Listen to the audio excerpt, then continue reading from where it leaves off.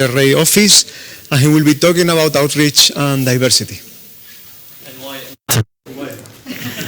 So thanks very much. Buenas tardes. I'm really happy to be here, and I'm very thankful to Lourdes for the opportunity to talk to you about this topic. It's always important for us to engage with the community on why we do outreach. I'm also going to be talking about diversity because I'm one of the ethical champions for the SKA organization, and I'll tell you what that's about in a minute. So let me make sure that this works. Right, so... No battery. No, yeah.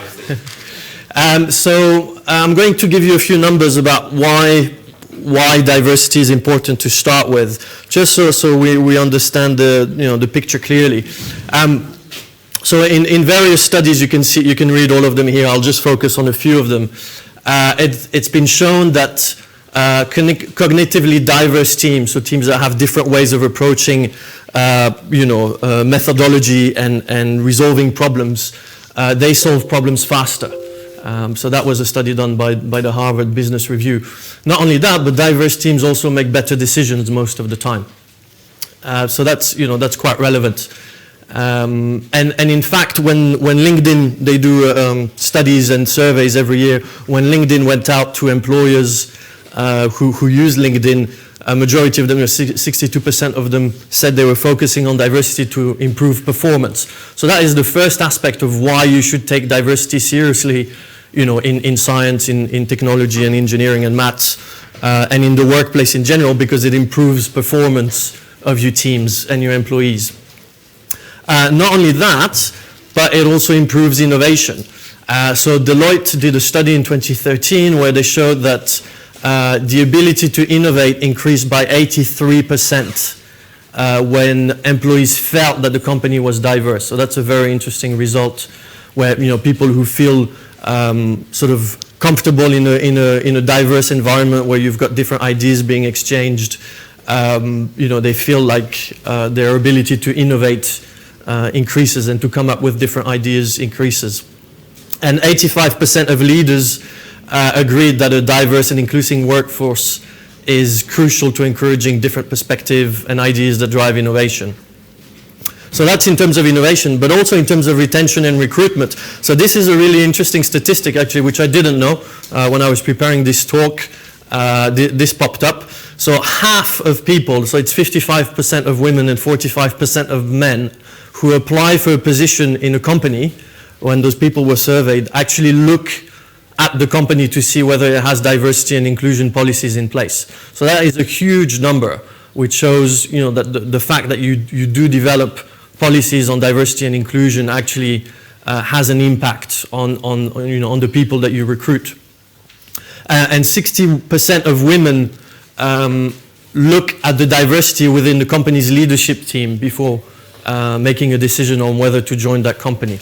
So basically, the diversity that you have in place, the policies that you have in place are scrutinized by people you want to employ. So this is another reason why it's important to have. So now taking it to the SKA, you saw the previous talks this morning. We're a global collaboration. We like to say that we were born global, from the start.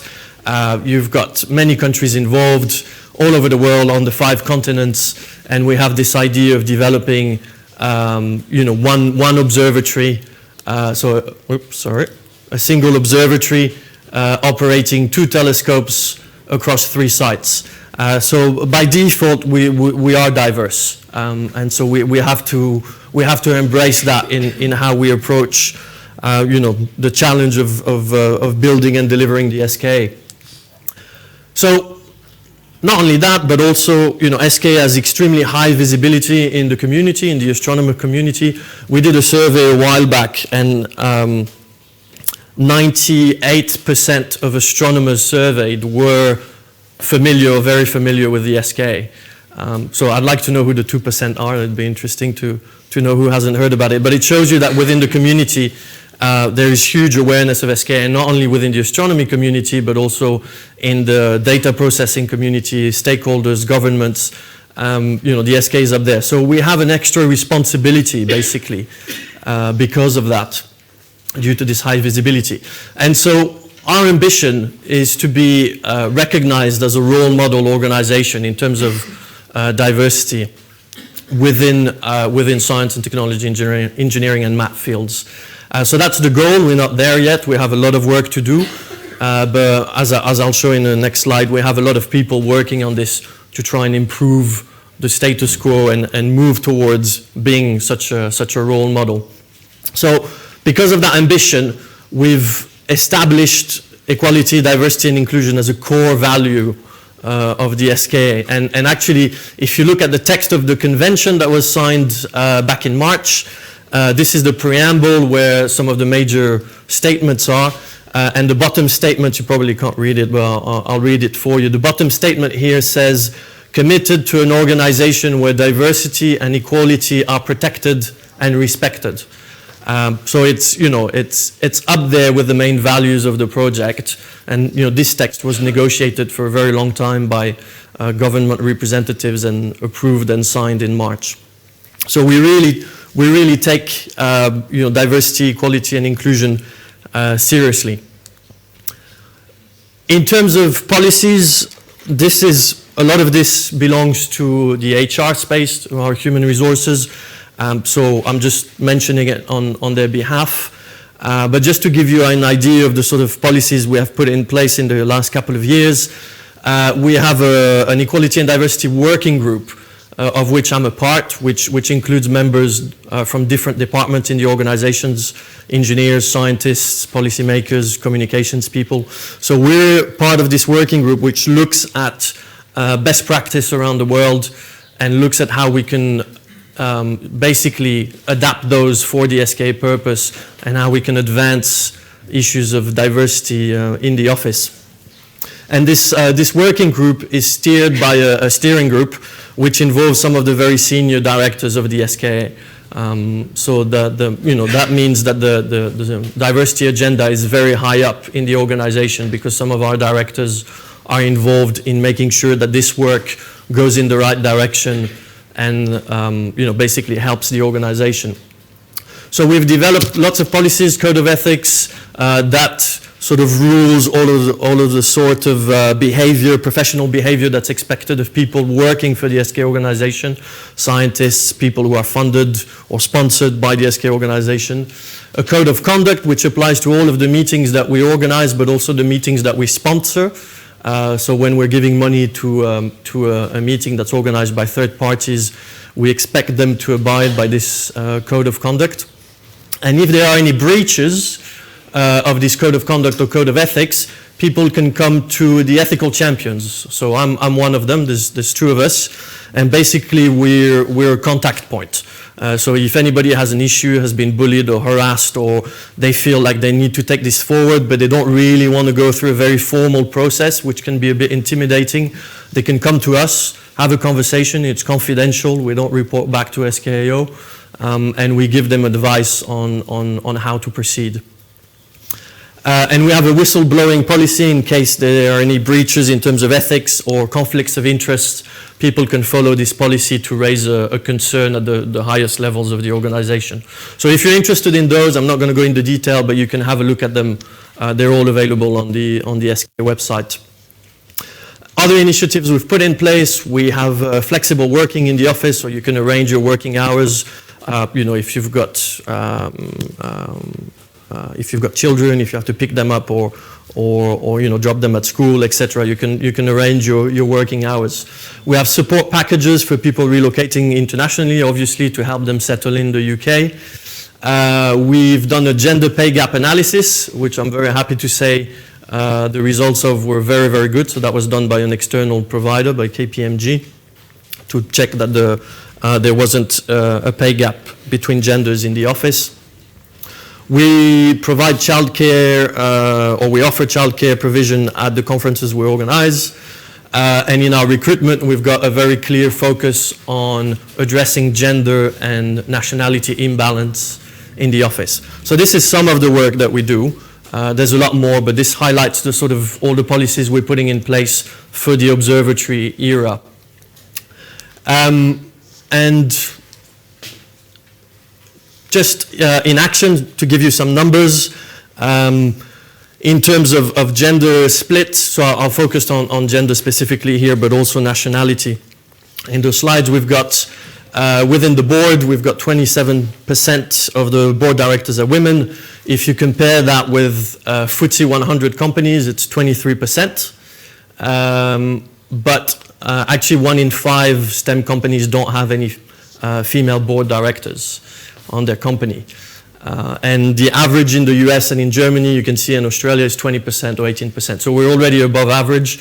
It's not enough, there's more work to do, but it's going in the right direction.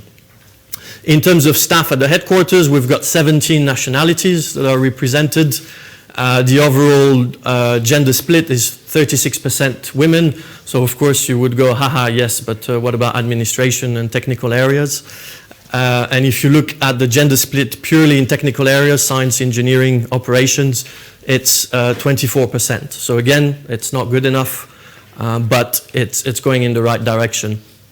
Just to give you a number, the average of female engineers in the UK is 9% in the field of engineering. And the last conference we organized, we had 18 nationalities in terms of participants, 36% of speakers were female, and 34% of speakers were young researchers. So it's also, diversity obviously isn't just gender, but it's diversity of age, seniority, origin, ability, etc. So we do look at all of these things in terms of the, the meetings we organize and the panels we take part in. And I'll just highlight actually something interesting. We have many things coming up later this year in terms of diversity, but I'm very happy to say that there's an IAU symposium as part of the 100-year celebrations of the IAU, and this symposium will be focusing on equity, diversity, and inclusion in the field and what we can do together as organizations to improve that. And so I'm very happy to say that we'll be participating, but not only that, we'll also be sponsoring it at a high level. So that's a quick overview of diversity. So what can outreach do? And basically here it's very important to emphasize that communications in general for our observatories, and it's the case at SKA, but it's also the case at CERN, it's the case at ESO, we have a strategic role to play, and we have in fact a global strategy in place that's approved by the board. And our role is to support all of the departments in sort of delivering their agenda. So one of our roles, of course, is to support our human resources. And so we have a strategic role in ensuring that we showcase the diversity that exists in the SKA in terms of roles, gender, ability, etc. And actually, role models influence education choices. So in research that was done, they showed that having role models, and particularly female role models, and that's probably no surprise to all of you to hear this, is a useful means of increasing women's numbers in engineering. So obviously when you see people you can associate with doing science, then it makes it easier for you to go in that field. So we try to focus in all of the material, all of the publications that we publish as SKA organization, we have a clear focus on diversity and trying to represent that. Just here, there's a few profiles of some of the people we featured in the past. We run in-depth interviews with people, asking them about what they do, how they started working for SKA, where they come from, just to showcase a bit of that diversity. Just to show you some of the things we do interviews with scientists, we do interviews with engineers, profiles, in-depth profiles.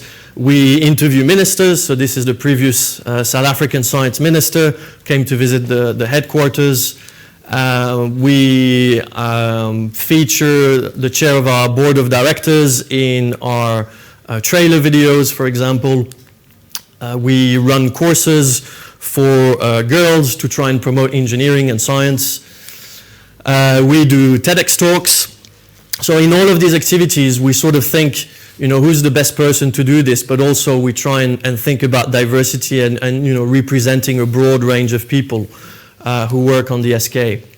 We celebrate International Women's Day, and International Women in Engineering Day. So this is in a couple of weeks. This photo hasn't been published yet. We're running an in-depth profile with Shagita, who's an engineer on secondment from the South African Radio Astronomy Observatory at the SKA. So this will be published in a couple of weeks. I'm running out of time, but I've got a couple of slides to go over. Outside of EDI, why is outreach important? Well, first, as I've shown, because it has an impact on education choices. Because people want science. So in survey results, you see that actually a majority of people are interested in science, so in the US or in the UK, and they think it's important. And so they want to hear about science and they want to hear from you. They're not interested in hearing from people like me who do communications and outreach as a job. They want to hear from scientists, they want to hear from engineers about their career choices and why they like what they do. We also do it because it's accountability. We should not forget that we're funded by the taxpayer, and so we have a duty to communicate to the taxpayer and to let them know what we're doing with their money. So that's what we try and do in outreach. It's very, very important at all levels, at the HQ, near the sites, obviously, and in all member countries of the SKA. And I know Lourdes takes this very seriously, and you know, here at the Instituto they do a lot of outreach and engaging with the public. And finally, we also do it because it serves us, because it grows public support for the project, right? So we have a broader base of people who support the project and delivering the project. Very briefly, this is the kind of outreach we do. This are just a few examples. I could talk about them for an hour, but it's just to give you an idea. So as I said, we do TEDx talks. We build giant inflatable dishes. So that's, you know, we only have one of them. We're not building an interferometer. But really fun, very, very popular with children and actually with students as well, including postdocs. They love it. We do virtual reality shows and tours of the observatories in South Africa and Australia. People really like that because they can engage with the sites that are very remote.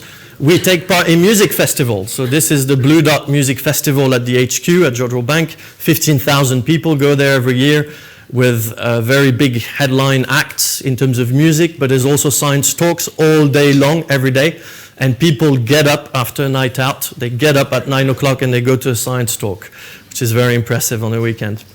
So we take part in this. We have various speakers who get invited every year. Phil Diamond's done it before, and you had a full tent, didn't you? It was probably about 100 people in there, 150 people.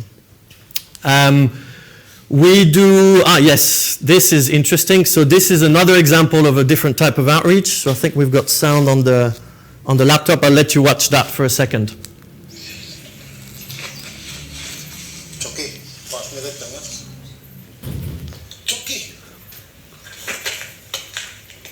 Sorry, Donnie, which dingus? That dingus, man. Is it now the dingus or the dingus? The dingus. Alles. Jockey, stop it. Sorry, Donnie. So this is something our colleagues in South Africa did. This is an advertisement for Kia featuring the Meerkat radio telescope. So this is what I like to call outrageous outreach, to borrow a phrase from a colleague at ESO. It's the kind of thing we wouldn't normally do, but it has a very, very high impact and very high visibility. And then to finish, for the fans of a very particular series, if you look in the corner of that image here, you can see an SKA poster. So we provided... Every single year we provided material to the Big Bang Theory for them to display in the series. So that's also the kind of thing we try and do to promote outreach and awareness of the SKA in other fields. So I'll leave you with 2 points and then I promise I'm done. I like to leave my talks with a call to action.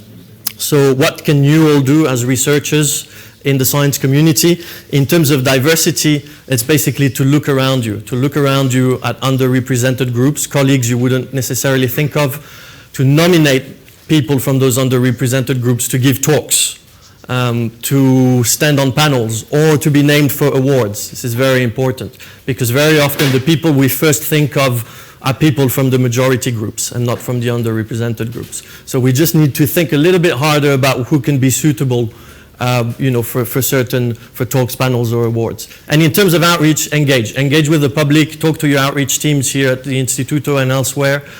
We need you. People want to hear from you. They want to hear from scientists and engineers. I'll leave you with that, and I'll be very happy to talk to you later today. Thank you.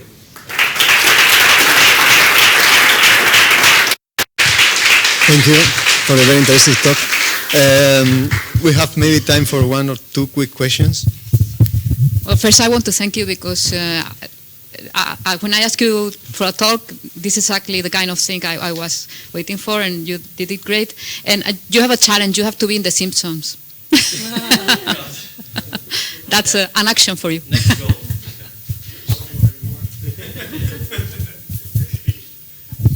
What's a TEDx talk?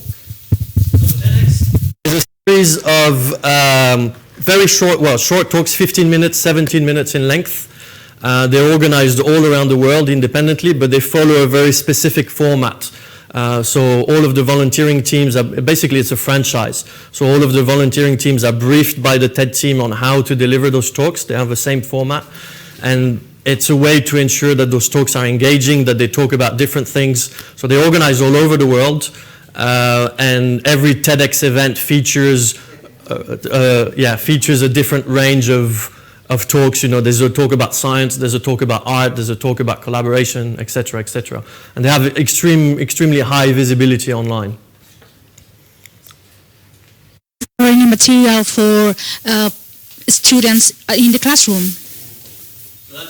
There is in South Africa and Australia, developed by our colleagues for the local audiences. We haven't yet done this at the observatory level, the reason being basically the strategy focuses at the moment on high-level stakeholders, government, and also the scientific and engineering community, because we need to drum up support for the project. But down the line, we will be developing directly educational material to be used in the classrooms.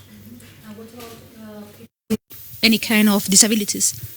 We collaborate with the Office for Astronomy Outreach in Japan, who do this on behalf of the IAU, and the Office of Astronomy for Development in South Africa, and they run programs where they make resources accessible for people with disabilities.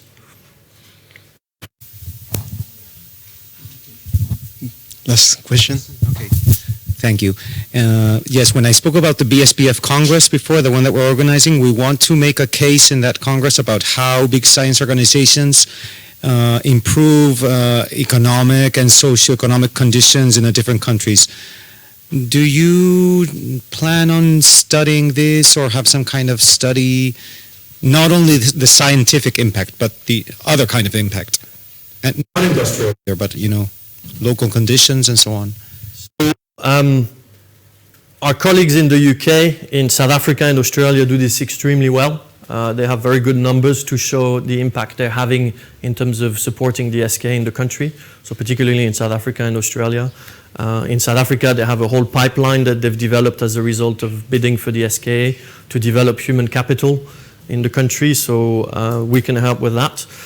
And we've worked with the funding agency STFC in the UK, but also the OECD, on developing a set of metrics for distributed infrastructures, not just us, but that would be applied by distributed infrastructures around the world, to gather those numbers basically, and to allow to make reporting easier. So it's definitely something we're looking at. It's something that's challenging because it takes a lot of resources to get those numbers. But over time, we will be, increasing our ability to get those numbers and to report on them. So very happy to talk about it offline and how we can do that at BSBF. I think we have to move to the next presentation. Thank you very much for the nice talk. So next speaker is Miguel Pérez Torres, who is going to talk about trends in studies with a square kilometer array.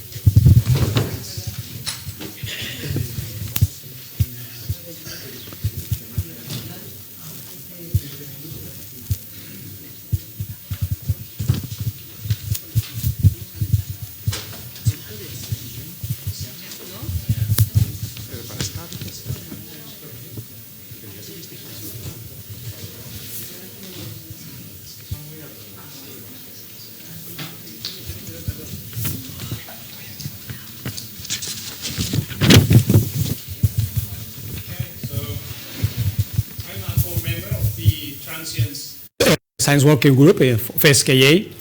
And, well, Jason Hessels, one of the chairs, and Michael Rupen, as I said, they are the chairs. Any of you interested in transient stuff, transient radio transients, are welcome to approach them, write an email, and join, specify your interest, so in case I forget. So in those 15 minutes, I will talk mainly about synchrotron transients. You'll notice in a minute, but please remember those figures here for the rest of the talk, and I guess in general. I think someone has already mentioned this.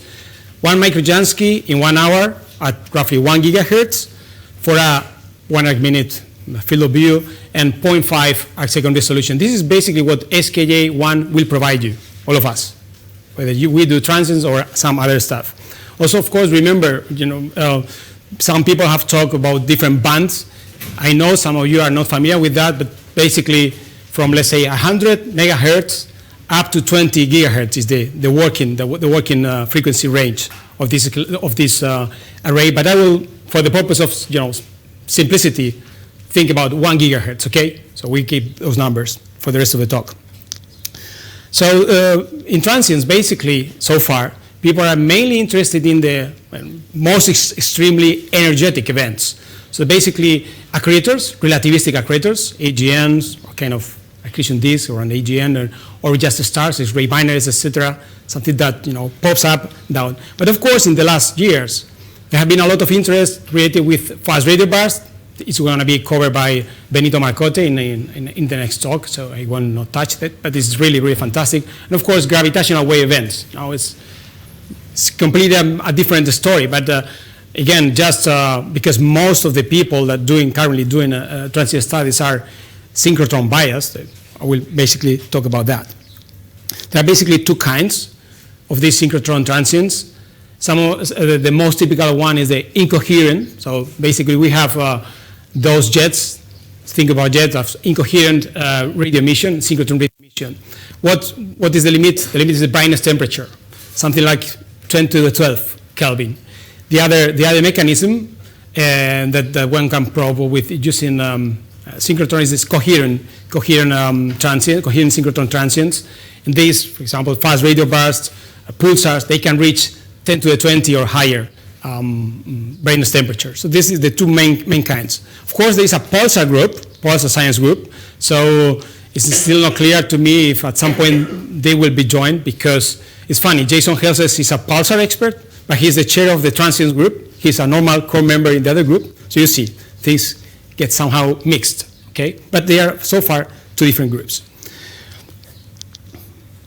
Also keep in mind that because of the nature of this emission, synchrotron emission, first we do see typically the radio emission at high frequencies. So it's very useful to have availability, high frequency availability. In the early phases, the early discussions of ASKA, this was not contemplated, but I guess not just the transient people, many others really push forward to higher and higher frequencies. The idea is that we can probe the early rise on of the radio-like curves in many objects, like for example here supernovae. Okay, and as time goes on, then the phenomenon, the object, becomes optically thinner at high frequencies and optically thin at lower and lower frequencies. So we can. This is an advantage. We can delay the time when we can try to observe our targets. So here, just to elaborate a bit more, just a few cases. So here there is a flaring star. This is the time to reach the peak, logarithmic scale, 10 to the -3 days, -2, -1, etc. So you see that as it takes more and more time, the flux, the peak flux density, the peak luminosity is much higher. Okay, so this is also kind of handy. And with this slide, what I'm trying to tell you is that for the transient people, again, we are trying to push for. You will see this in a minute, in a second actually, for revisited, several visits of the same field, because if we want to probe objects that vary in 100 days of scale or 10 days of days, just one epoch is not enough. And it has been mentioned in the early talks today that some of the surveys, they are thought for radio continuum surveys, just go, you point one of the fields, reach your RMS, and you forget. And basically, for a little cost, the overhead, I mean, in the sense that maybe you need an extra calibrator. It's very easy to go to visit the same field several times, let's say 3 times in a year. And that will be very useful for transient studies. I think I'll skip that one, so I already mentioned. In case you are interested in the transients, maybe you can go to that paper, because basically the people here, Metzger and collaborators, try to estimate the rate of detection of many different kinds of incoherent transients, okay, from long gamma ray burst, soft gamma ray burst, neutron star mergers, etc., tidal disruption events. And please just focus on, I know it's difficult, but so this is for SKA. Oh, this is not, it's too faint. So the upper 3 columns is the expectations for SKA. They actually are at least 1 order of magnitude higher than for any current or foreseeable survey. For example, the VLASS. Okay, last week there was a talk here. Okay, I'm doing well. So I was just mentioning the predicted rates for SKA. So for TDEs, it's still quite unclear, but expectations are that maybe 1 per week or up to 10 per week. I have my doubts, but that's what some people claim. So in principle, the SKA would be a fantastic machine for really tracing that. I mentioned also TDEs because of the very nature. This is nuclear transients. If you want to image something and to really tear apart the putative AGM from a transient stuff, which is in the nucleus, you really need high resolution. So high resolution is an issue. It's not just sensitivity. We do need resolution. With 0.5 arcseconds, we can't live. I come back to this in a minute. And of course, well, fast radio was just an example, but I'll skip that. So a very beautiful example of the need for a high angular resolution, and that's some publicity from my side, is the TDE we imaged published last year in Science. This is a TDE that we, over 10 years, was monitored using a beautiful EVN, the European VLBI network. And thanks to that angular resolution, millisecond angular resolution, we could distinguish, we could resolve out and see how it was actually going out from the putative AGN somewhere here. Okay? So really moved and where we kind of got confused. This is the TDE. The need for that is that we do need several thousand kilometer baselines. So if you remember, SKA1 will have at maximum something like 150, 200 kilometers, providing this sub-second angular resolution, but definitely not enough to probe this. Another important thing here is that, I'll skip that. The commensal service. I mentioned that many people have mentioned commensality. Actually, for transients, this is a must. We already know we are not the preferred son. Our father doesn't like us very much. I mean, transients are just, okay, well, take what you get. Just that, live with that. The food you can eat, that's good, but please don't ask me for more food. There is no other extra dish, extra plate. So, well, we actually, and I'm coming back to the point I mentioned, that we would like to have this service done in radio continuum, and then just beg for some visits, not just do the whole thing in one visit. Do this spread apart, let's say 3 in 1 year would be very nice. Maybe 4, but yeah, 3 would be perfect. And here are the numbers that you could expect, for example, to detect supernovae, Kokolab supernovae. For standard assumptions, this is nothing funny, but look at this number. The VLASS could discover in 1 year something like 20 objects. That's definitely, well, there have been other claims, but they are wrong. I did the numbers right. With SKA1, you can get an order of magnitude higher, and if the full SKA, just for free, this is just blind searches, just because we observe, someone else observes the same field, and instead of visiting once, do several visits, and we get for free several hundred supernovae per year. So that's a fantastic, increment just for free, essentially. And of course, with SKA, full SKA could be several thousands. So that's obvious. No sensitivity comes in. Another important thing, of course, for transient studies is the prompt response. We do need something that responds very, very, very, very ideally something that is robotically.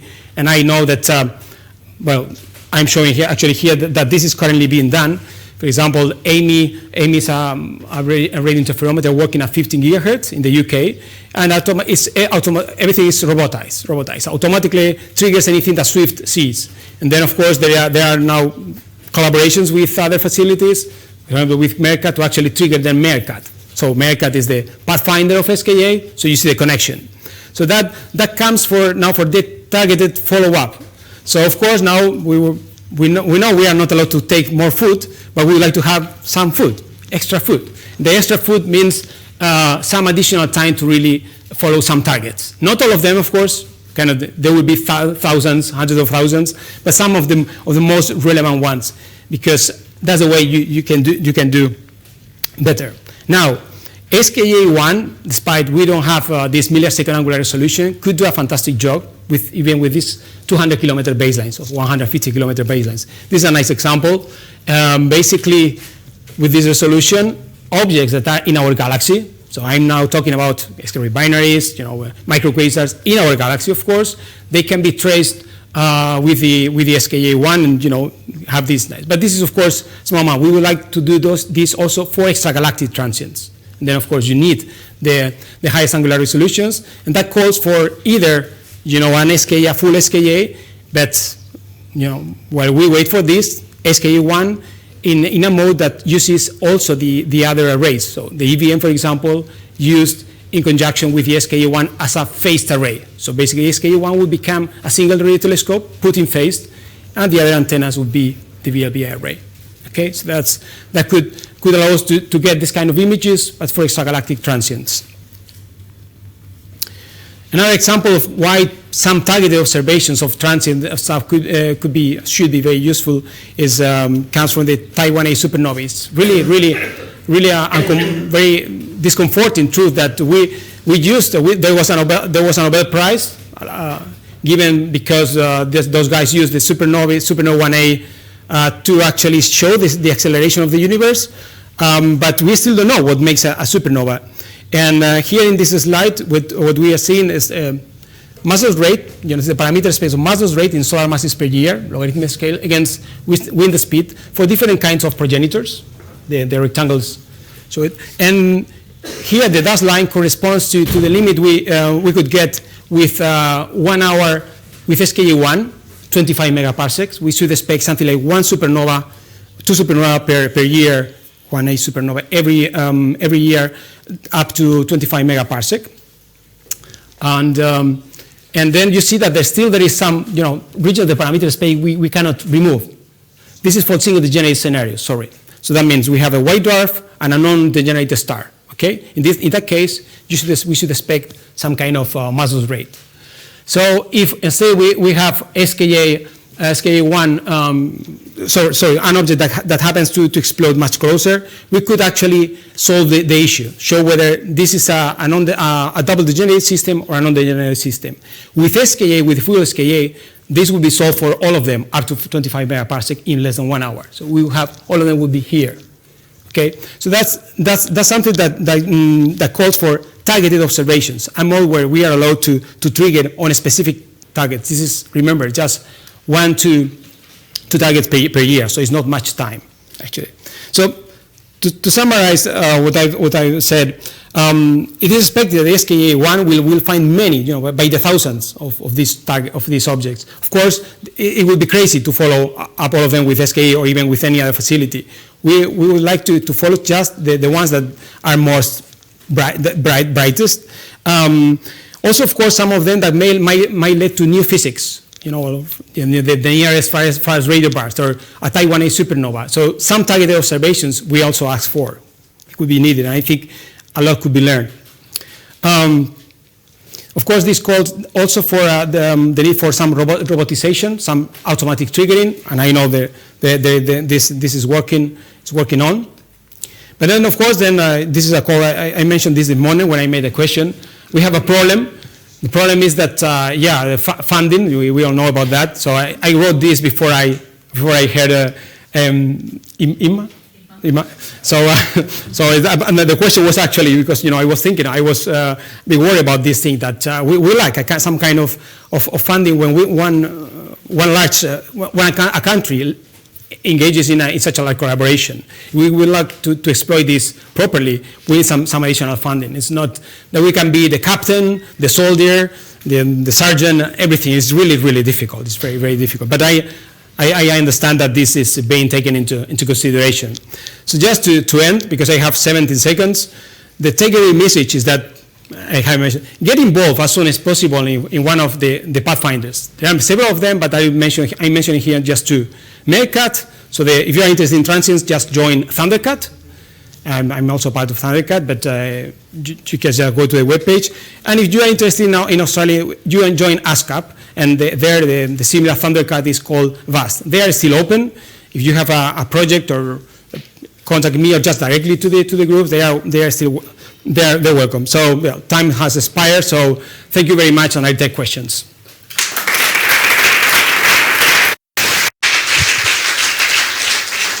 Thank you very much for being on time. So questions for Miguel? Hi, very nice talk. I would like to make a comment more than a question about what you said about the non-preferred zone. So just to point out that despite maybe some science cases feature more in our science book, or they have been used more, let's say, to represent capabilities or to inform the design, time is not allocated yet for the SKA. So I don't think you should be negative in this respect. And indeed, the blind survey, since you don't have to target a particular space, is perfectly done in the commensal mode without, I think, taking away anything to it.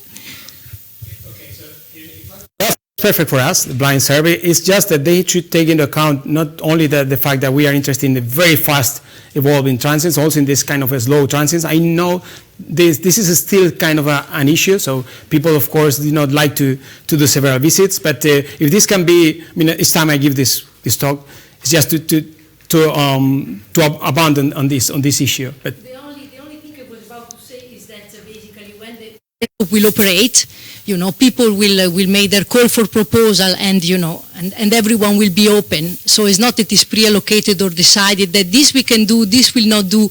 Of course, we don't know exactly how also all the fields will evolve, and what we, at one particular moment might think is the most interesting way or thing to do might be completely different in a few years.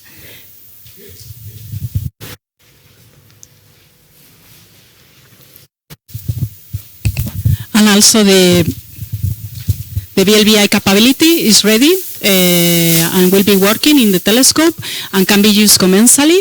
So that will give you lots of flexibility to do this science commensally with other surveys. I forgot to mention that since Christina, if you are giving in a specific, just comment along the line so people will get. Thank you very much. Yeah, for the comment. Yeah.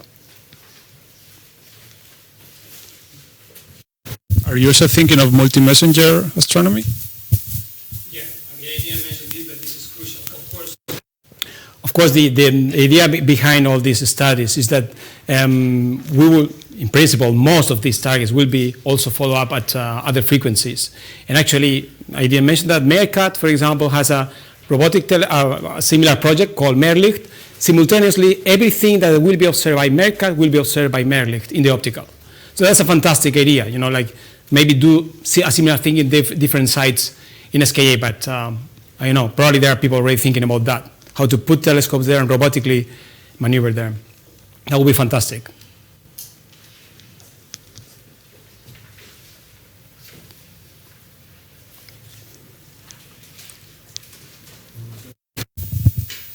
Okay, if not, thanks again for the nice presentation. So next speaker is Benito Marcote, so he's going to talk about fast radio burst.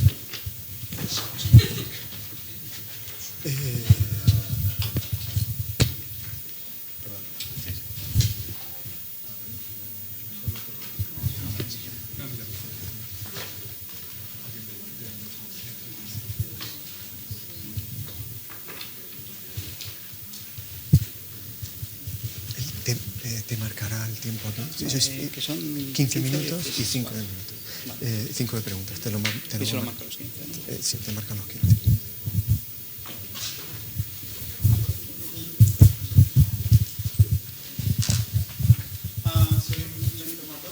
Working currently at JIVE in the Netherlands, and Miguel has provide a perfect introduction to transient events. And here I will focus only on one particular transient event, the fast reverse, and how SKA can contribute to this field. So I assume that most of you are not familiar with this topic. So basically this talk will be a review on fast reverse, what is the current state of the art. Keeping in mind that I want to provide you a clear overview about what are the sources, what we know, and how SKA can contribute. So let's start from the beginning. What is a fast reverse? The simple answer and the fast definition is that it's a fast and strong flash that happens at radio frequencies. Here, when we are talking about fast, we are talking about an emission that only lasts for a few milliseconds. So we are not talking about something that can be observed for days, hours, but just few milliseconds. In the figure, we have an example of one of these bursts. We see just nothing, the common noise from one radio telescope, and suddenly a strong flash, lasting only a few milliseconds. So those are really bright events and can be easily detected by almost any radio telescope in the world, and typically happens or has been observed at frequencies around 1 gigahertz. So it fits perfectly to the frequencies where SKA will observe. The whole field is really new. The first fast reverse was discovered only in 2007. So basically, we've only known these objects for 10 years. Fortunately, during these 10 years, we've discovered tens, hundreds of them. So now we have a relatively large sample of these events. And with this sample, we already know, or we have already estimations about how many bursts are produced in the universe, or we can observe. The rough estimations that we are managing currently provide values of 10 to 3, 10 to 4 fast reverse that could be observed per sky and per day. So there can be a lot of them if we observe. Sorry. And the critical point here is that those rates do not match any other event that we know from transient sources like supernovae or gamma reverse. So this must be intrinsically different objects. The other particularity is that in almost all the cases, we only observe one burst, and then nothing else before or after, neither at radio or other frequencies. However, for a really few of these objects, we can observe multiple bursts.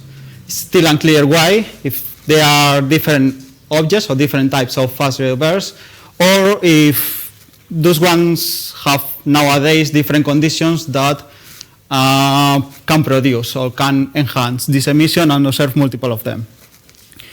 However, there is not that much information about these sources until now. Basically, the main problem is that we have poor localizations in almost all of them. So basically, all of them were observed with single-dish radio telescopes that they are fine because they have a relatively large field of view, so it's easy to discover one of them in the sky. But on the bad part, it has a really poor resolution. So we can only localize them to several arc minutes. So it's impossible to associate these bursts to known counterparts. What we know because of the dispersion, because as these flashes are that fast, we can measure the dispersion of the light there. And then we can provide some rough estimations about their distances, and we know that all of them are extragalactic, and many of them are even cosmological, to redshift up to 3.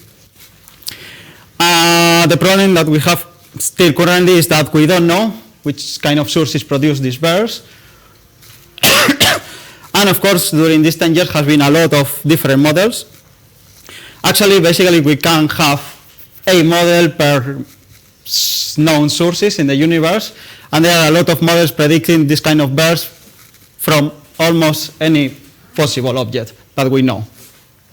And actually, the problem here is that for most of the time, we had a much larger number of possible models than known FRBs. So most of the times, we could fit basically several models per FRB. So this made it almost impossible to improve our knowledge on these objects. So here there are two things where we can improve this and trying to understand the origin of these bursts. One is detecting a lot of these fast bursts and making some statistical studies about distances where they are produced, or trying to localize them with a good precision and then trying to associate them with counterparts. So this has been the brief summary of the field among the whole population of fast bears. Now you can think about why this is quite an interesting topic, not only for radio astronomers, even if all the emission has been detected so far at radio frequencies, but also for other fields. First, we still don't know what produces fast bears, so it's interesting to try to understand which events can produce these bears, because they resemble, a priori, the emission produced from pulsars, although here we don't have periodicities of multiple bears, but we have luminosities that are basically 10 orders of magnitude brighter than pulsars. So there is no model that can extrapolate that gap there. And the other one is that as they are quite distant objects and the emission is really fast, it can produce, or it can have some constraints on many different aspects in the universe. Starting from the intergalactic medium, we can basically measure how the intergalactic medium propagates and aids in different line of sight, and also it can constrain different stages of the ionization history, especially for the fast bears that are really far from here. But also we can constrain fundamental physics like the photomass, just looking at the arrival times at different frequencies, or even if those sources at the end are related with other known objects like long gamma ray bursts or superluminous supernovae, we can also produce new constraints on those kind of objects. So the only little bit of more information that we have is in one FRB in particular, and that has been the case until now basically, and is still the only one published. So we only know from one FRB from where it's produced. And this is the only one that has been associated with other sources. So I will do a quick summary. This has been actually the first one that was discovered to repeat.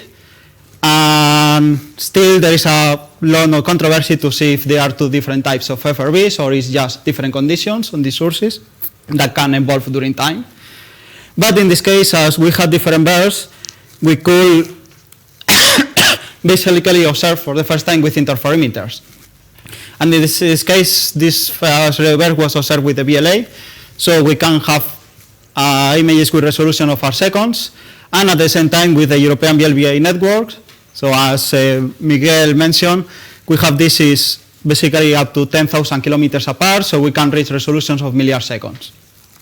And with these two facilities combined, we could image bears, fast bears for the first time on arsecond and milliarsecond scales. And we observed that these source, well, the bears are produced and are consistent with the position of a persistent radio source, which is really compact, less than 0.7 parsecs. So it's even smaller than typical supernovae or pulsar with nebulae. And apart of that, we found that the conditions of this source was quite extreme.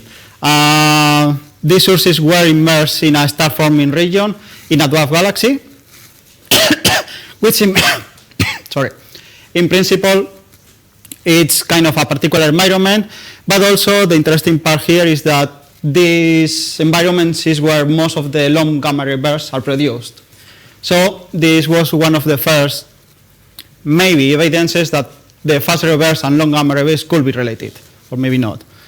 The problem here is that this has been the only case that has been precisely localized. So we don't know how many of these properties are shared among the whole population of fast ray bursts, or which one are particular of this object. And basically this is the status until now. We have a lot of information about this FRB in particular, but still we don't have a clear picture about the nature of this object.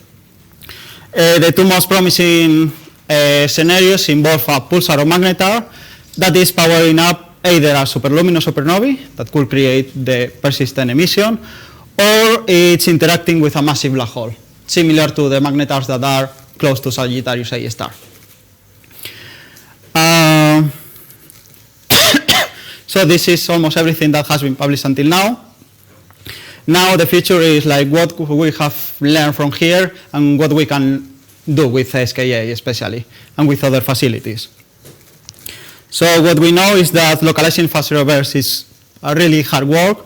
First, because if we do dedicated searches, then we need to spend a lot of observing time, because we only observe bursts either randomly in the sky or even for the repeaters ones, we only observe bursts from time to time. So basically, it's unfeasible to do basically dedicated observing time. We need commensal programs here. And we can have two possibilities. One is observing the whole sky or a large part of the sky with poor resolution. We will have a sample of a lot of them, but we cannot localize them. And the ideal case is like having both the large field of view to detect a lot of bursts and high resolution. So for that, we need interferometers. And here SKA is perfect because the dishes are quite small, so the field of view is quite large, and we have the interferometer capabilities here. In any case, we need to remember that this emission only lasts for a few milliseconds. So what we want here is instantaneous high sensitivity. Doesn't help to integrate or observe for hours in these cases. And for this, what is basically critical in radio astronomy is to have a really good UV coverage. So basically meaning a lot of stations at the same time. Why this is really important, here I have an example from one of the images from one of the bursts from the European VLBI network. We see the initial image, the convolved image, and we see that it's really hard to basically detect where the emission comes from, because we had only a few stations, so the convolution of the image is not perfect. After making some assumptions, you can get back a good image, but of course you have some uncertainties there in the position, basically. And this changes critically with the number of stations that you have. Here is an example of one of the pulsars that we use as tests during these observations. And here we have two different pulsars. One is a factor of 10 fainter than the other one, but in this case we had 6 stations instead of 4. And in this case we see that the convolved image here, okay, it's relatively easy to see where the pulsar was located, but on the other one, even with an emission that was a factor of 10 brighter, it was much harder to localize in the map.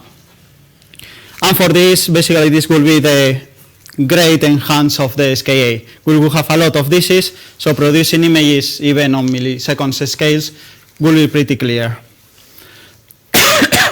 And actually the current estimations predict that the SKA will be able to detect basically one FRB after a few minutes. And even in the more conservative searches, we could expect some FRB per hour. In this case, we don't require dedicated observations. Everything can be in a commensal program. And actually, we can use SKA in 2 different modes. One is observing with each single dish antenna independently, so we could cover almost the whole sky, available at any time. Or using an interferometer, so we can do both things. We will have only fewer minutes of field of view, but we could produce a lot of localizations in that case. We will have both. And especially with the SKA VLBI mode, we will reach also the millisecond resolution, so it's not only pinpointing and localize the galaxies where the bursts are produced, but also inside the galaxy where those bursts are produced. So just the conclusions, fast zero bursts are still a really young field and quite promising, that will boost especially this year and the coming years. There are still a lot of things that we don't know. We don't understand which kind of objects produce these bursts and the nature of these objects. It's important also outside the radio wavelengths, because most of the models, the possible models, predict that there will be multi-wavelength emission, also burst emission. So we could expect optical and high energy gamma ray emission in a form of burst. Hasn't been detected so far, has been a lot of, not that lot, but initial searches, but this will be especially triggered in the future with SKA and also CTA, and the combination of both of them. In this case, the only thing we need is a lot of localizations and making statistics about those ones and see what are the properties that are shared along all of those objects. And currently there are already some searches, dedicated searches with different facilities like Chime in Canada, SKA in Australia, and Apertif in the Netherlands. And those ones are may detect hundreds or thousands of them within several months. And for that, SKA will improve basically because of the number of stations. So we will have both things, field of view and the resolution to identify where the birds are produced. And that's it. Thank you.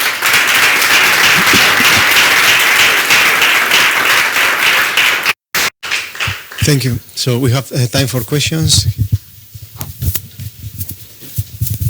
Benito, thanks a lot. It's a very nice talk. I want to ask, so you have shown SKA mid, but what about SKA low? So what are the properties of fast radio bursts at even lower frequencies? You mentioned that they may be very steep spectroscopes, or Miguel Angel, I think he had that in the talk. And I think also that there is an important delay if you detect them at SKA mid. You have even, I think, a minute or so until they arrive at the low frequencies. Is there any plan to combine the two arrays, or what can we learn from the SKA low, or why don't you mention it more here? SKA, but I will start describing what is happening with Apertif and LOFAR. So most of the bursts have been detected at gigahertz because all the searches were conducted at the frequencies. Now Chime is observing down to 400 megahertz. LOFAR observed at 150, 200 megahertz, and has done a lot of searches with no fast reverse detected so far. There was a plan to use both Apertif that observed at 1 gigahertz and LOFAR, especially, doing exactly what you said. Apertif will detect a burst, then due to the delay of the light, LOFAR will observe that burst after a few minutes. So LOFAR will be able to localize them. The problem in these objects, after the ones that we have observed recently, is that most of the mission is constrained, and they are basically narrow band. So the typical widths are around 500 megahertz. And in that case, even if you detect a burst at 2 gigahertz 1.4, you may not expect to observe a burst simultaneously at low frequencies. So in those cases, those searches are less unlikely.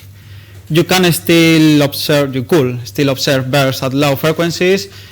LOFAR hasn't detected anything yet. We don't know if it's because of absorption or other issues, but it's getting a bit unlikely to detect bursts, let's say, below 200 megahertz. Although it's still a bit unclear because of Chime's results, that they are observing more bursts at 400 than at 800 megahertz, for example.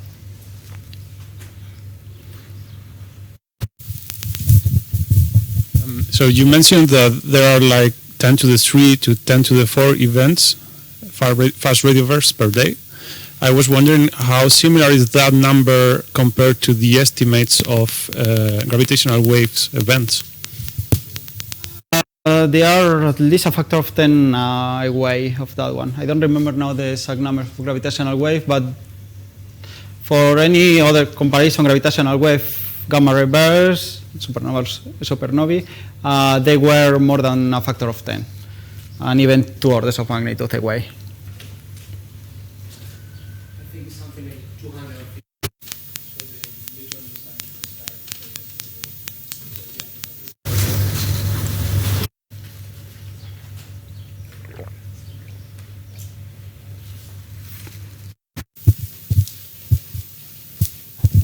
Any more questions? I had one, but it was partially related to the one that was asked before. So what are the constraints that we have on the spectrum of the known sources? For now, the frequency has been 400 megahertz, and actually it looks like there are more than a bit higher frequencies. So there must be a cutoff at some point, probably between 400 and 200. We don't know the nature or where. And then we've observed bursts up to 8 gigahertz.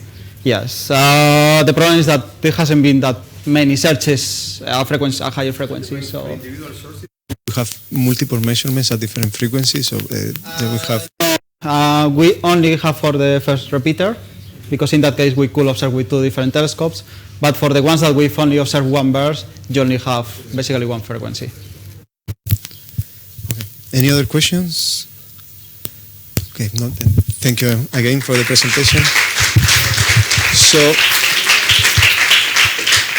the next speaker is the last of the session is Kerstin Kunze from the University of Salamanca, who is going to talk about cosmological magnetic fields and how to use 21 centimeter observations for detection.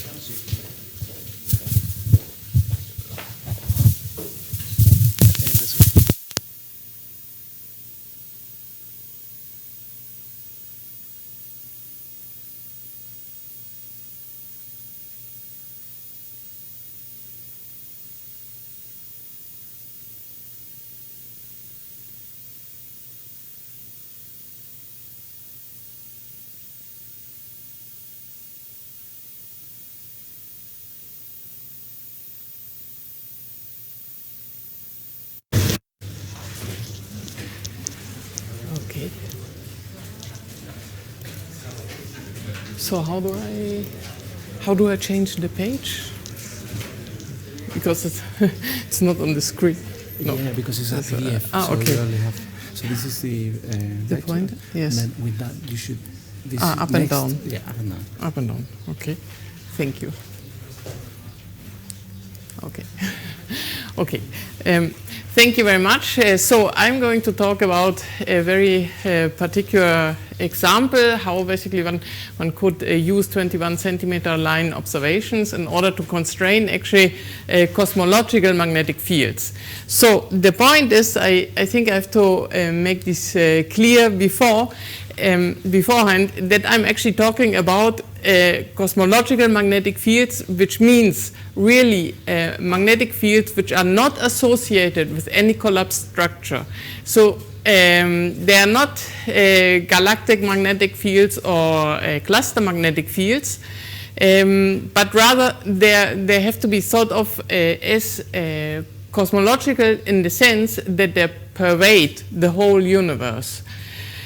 Okay, so why are they interesting is the following, that galactic magnetic fields use a seed magnetic fields, which is amplified during the evolution during the galactic evolution. And one theory basically puts the origin of this seed field exactly in the range of the cosmological magnetic fields. So primordial magnetic fields which have been generating during the very early universe. So for example, from phase transitions or during inflation. And then later on, they basically play their particular role in the universe. And so I'm talking about basically magnetic fields which have their origin long before decoupling, long before recombination, really in the very early universe, but they stay and have certain influences on different observables. Apart from, of course, I mean, serving as an initial seed field, for example, for a galactic magnetic field. So in particular, I am interested in their particular effect on the linear matter power spectrum, and I will explain a bit more the details of that, and then I will show some simulations of the resulting 21 centimeter line signal, and what about observations. Okay, so first of all, the nature of these fields, they have to be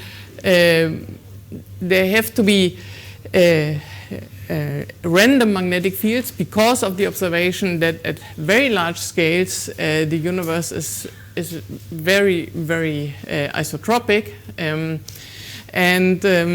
So these are the typical observations from the CMB, so we cannot really have a significant homogeneous magnetic field. So usually we just model it as a stochastic magnetic field, and moreover as a Gaussian stochastic magnetic field. And in particular, this is then characterized by the 2-point function. And here I'm just concentrating on on a symmetric part, so basically it's a non-helical field. The important point from this to take away is, from this slide to take away, that the magnetic field, the two-point correlation function, is just characterized by a power spectrum, and the power spectrum is assumed to be a power law, so it's characterized by an amplitude and a spectral index. And these are the two parameters that I'm going to use later on in the simulations. Okay, as I already said, I will be focusing on the effect of primordial magnetic fields on the linear matter power spectrum. The point is that before recombination, the universe was completely ionized, and so there's an additional term in the baryon velocity equation, because everything is ionized, so the ions, they actually feel the Lorentz force. So there's an additional term, and this actually results in additional power on small scales. And this basically is, maybe you can see it, I mean, here's basically an additional feature in the linear matter power spectrum. This results from the presence of the primordial magnetic field. In principle, one would see, if I just take into account the additional power due to the Lorentz term, then one would just see a rising of this of the power here on smaller and smaller scales. But actually, there's a cutoff, and this is due to the magnetic gene scale, because due to the presence of the magnetic field, so there's additional pressure, and when we have a collapsing region, then basically at some point the pressure supports this region against further collapse. And so we have a cutoff in the linear matter power spectrum, and this is determined by this magnetic gene scale, and this results then actually in this type of feature which one has in the linear matter power spectrum. There are more effects of magnetic fields, but I'm not going to discuss them, but they're also important because magnetic fields, of course, they interact with the cosmic plasma. This is a highly non-trivial, as basically anybody knows from MHD, that is a highly non-trivial, and it leads actually to damping of the magnetic field energy, and this additional damping heats matter. And this is something which is also very important for the global ionization and thermal history of the universe, and then of course also for the 21 centimeter line signal. But here what I focused on was just the effect of this additional power in the linear matter power spectrum. And this leads then in effect also on the 21 centimeter line signal. Okay, so I'm interested in the 21 centimeter line signal, so I'm not going to repeat this because we had a very nice review this morning by Diego Herranz on this. So it's just the change in the brightness temperature of the CMB, and this is due to the hyperfine transition in neutral hydrogen atoms along the line of sight. And this is just a cartoon when basically we are going to expect a 21 centimeter line signal and when not. And of course, once the universe is re-ionized, then of course, I mean, it shuts completely down the signal. Okay, so now coming back to my particular example that I'm studying, here are simulations of the linear density matter field. So this is the initial field that is being used in the simulations of the 21 centimeter line signal. And what I used is a modified version of CMFAST21, which is a program which is also similar to 21 centimeter fast, but this one, SimFast21, is written by Santos. And what I show here are really the initial linear, the input basically that one uses is the simulation boxes of the linear density matter field. In this case, here we have the case for no magnetic field, so this is just the standard lambda CDM. And this is the case where I use the modified linear matter power spectrum. So this, of course, determines basically later the realization of the density field. And in this case, this example is for 5 nanogauss, the amplitude, and the spectral index of minus 2.9. And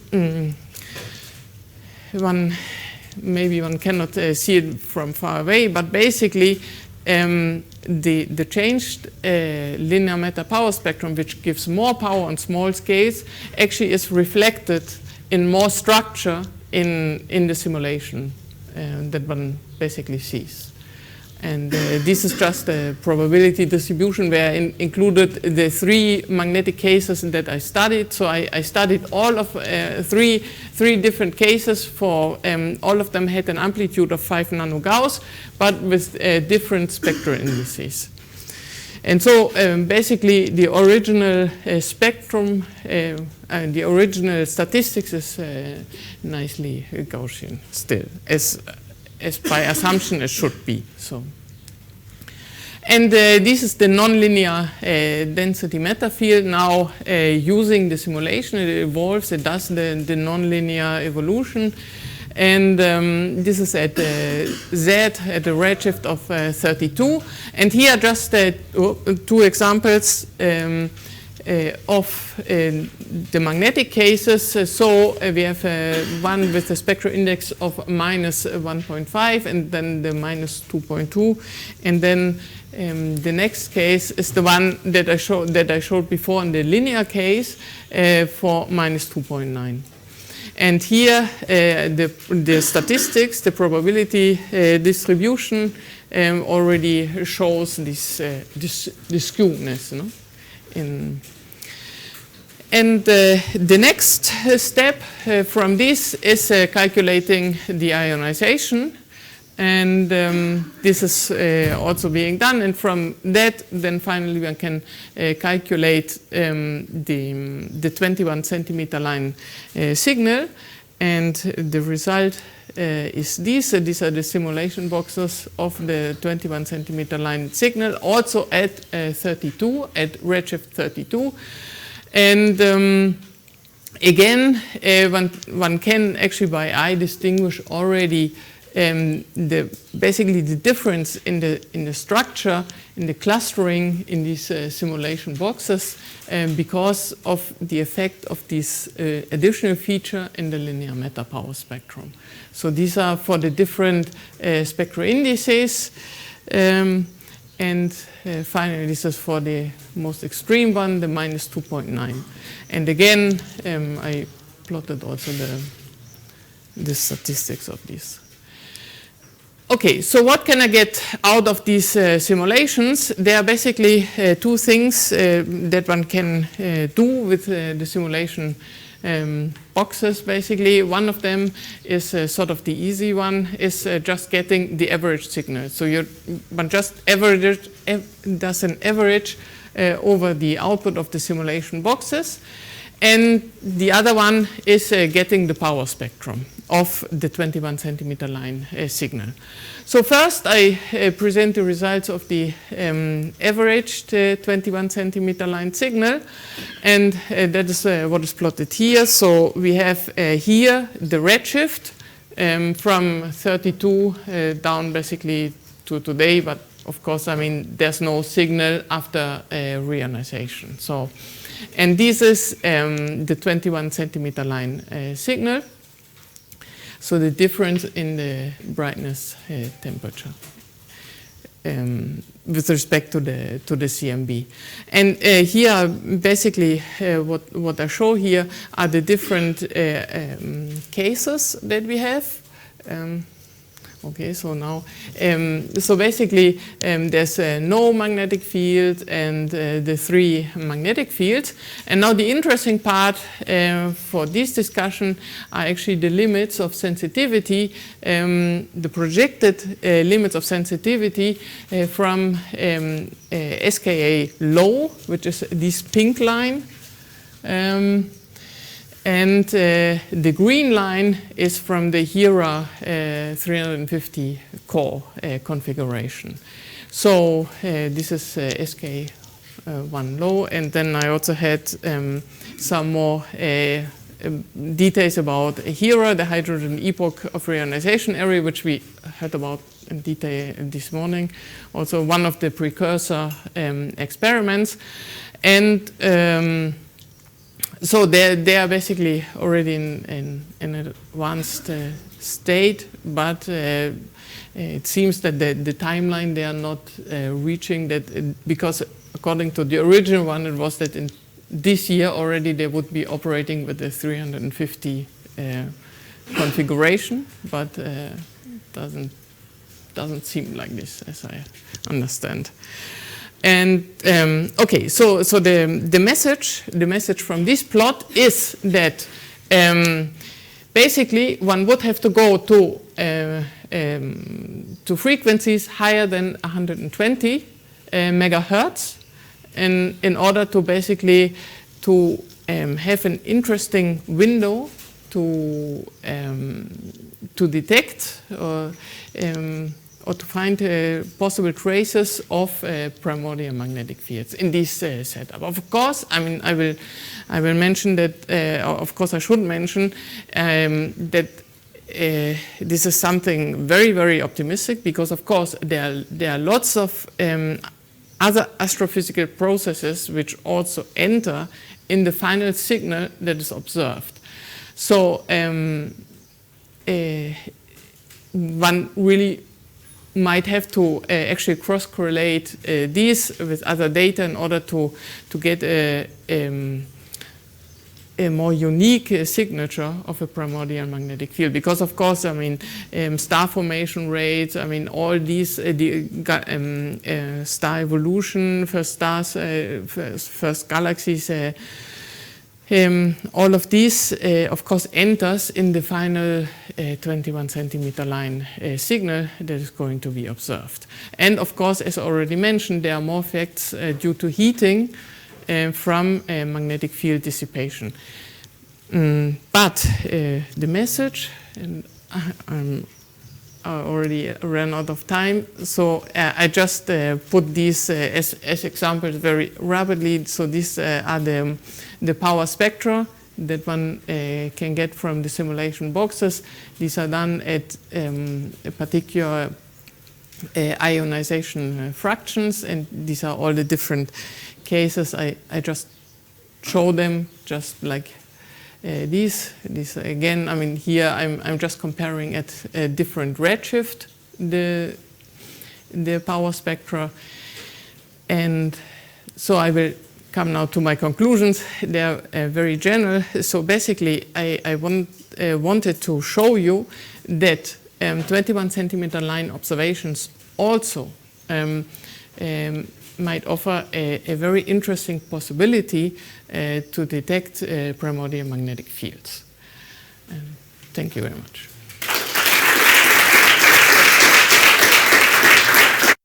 Okay, time for questions.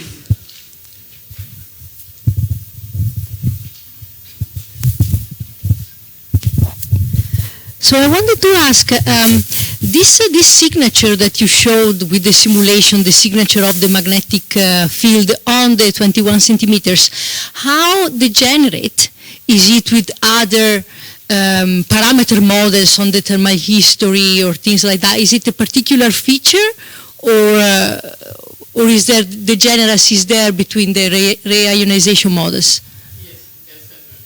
Yes, definitely a degeneracy. That's why I'm saying it's going to, I mean, to actually get a unique signature of the magnetic field, I think one really would need to cross-correlate with other observations. So, for example, from the CMB, maybe, I don't know. I mean, it's really something, or from galaxy surveys.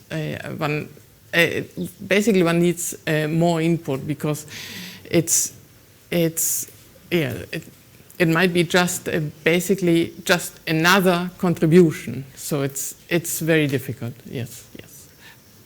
But I think I also wanted to say this. I mean, in the general discussion, I didn't really mention. I mean, magnetic fields. I mean, they are good candidates basically for the initial seed fields of galactic magnetic fields. So there might actually be there, so one should actually take them into account also. I mean, not something very exotic, like exotic particles or something like this, but these are real physical objects in the end, magnetic fields. So that's why I'm so interested in that field. Thank you. Just one question. In principle, all these degeneracies with other processes will be less important, let's say, if you go beyond the formation of the first stars. Is that correct? So you go to redshift 10, 20, like the... Yes, exactly. So it would be really in the dark ages. I mean, if one could go, I mean, there, I mean, really to much higher redshift before first star formation. Can you go back to the slide with last slide with because the thing is that because we are used to logarithmic scale and you are plotting just the noise, so that's a different so in principle, I mean, if you go to redshift, I don't know, 17, 20, you are something like, you will need to read something like 70 millikelvin, and right now your model is in 40. So, I mean, for example, with SKA2, could you actually detect that signal at redshift 20? Because you are plotting the pink line or magenta line is SKA1 low, but you will go to SKA2 because it's not that far. I mean, because it's linear scale, you might have to square it because it's a dispersion. So I wonder maybe it's not so far when you go to SKA2. Just wondering, and especially because you don't have the degeneracies with the star formation there.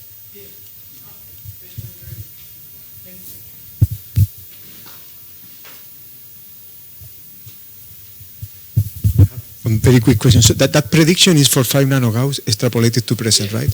Okay, so if you take, for example, the latest constraints coming from Planck, which are at the order of 1 nanogauss, if you take into account also the thermal history, so how is scaling the prediction with the magnetic field strength? So if you scale that to 1 nanogauss, is going...